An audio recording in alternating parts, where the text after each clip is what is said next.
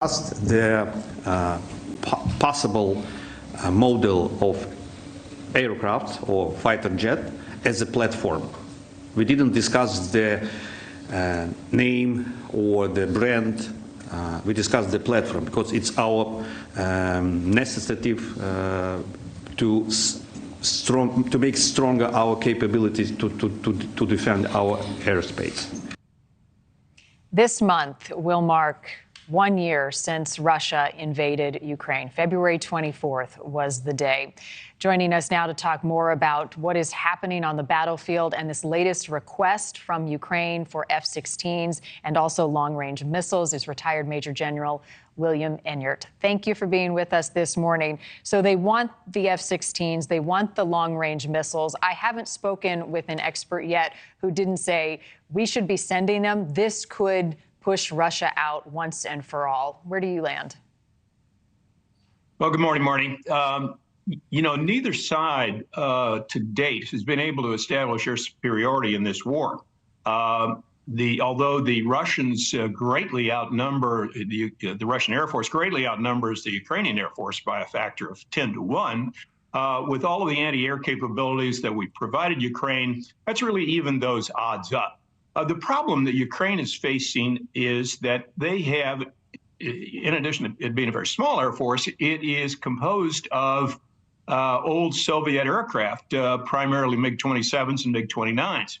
There just aren't many spare ones or many spare parts to those aircraft floating around anymore. Poland's got a couple of dozen that they want to give to Ukraine, but that would be at best a stopgap measure for Ukraine. The reason they want to go to F-16s, there are more than 3,000 of them out there. The U.S. Air Force alone has over 1,000 of them. There's a good solid supply chain, there are good spare parts availability, and they're a relatively inexpensive aircraft. It is the standard NATO aircraft. So it makes a lot of sense for Ukraine to want to go to that aircraft. If they had F-16s, they could clearly establish air superiority, which would then really cause problems for Soviet armor formations. How long would it take to train Ukraine's forces on an F-16?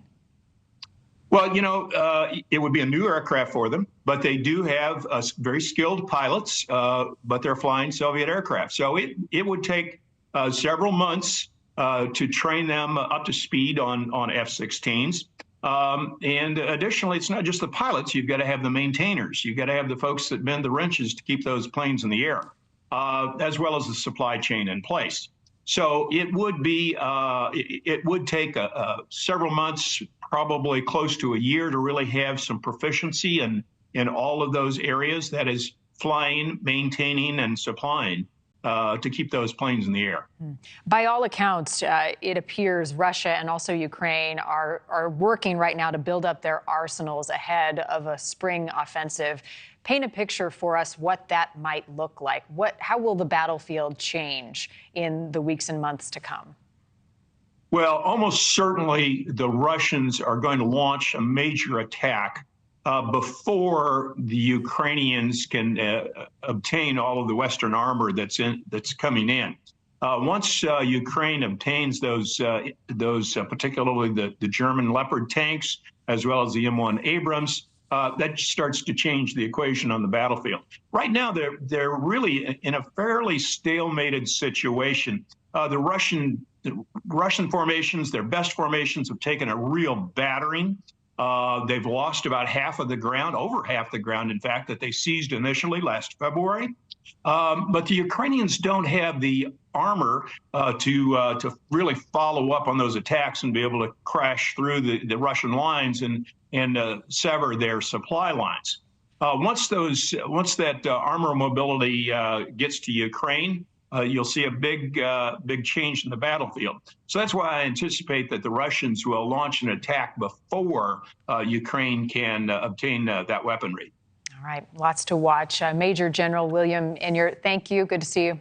Thank you for watching. Go to NewsNationNow.com to find NewsNation on your television provider. And don't forget to click the red subscribe button below to get more of NewsNation's fact-driven, unbiased coverage.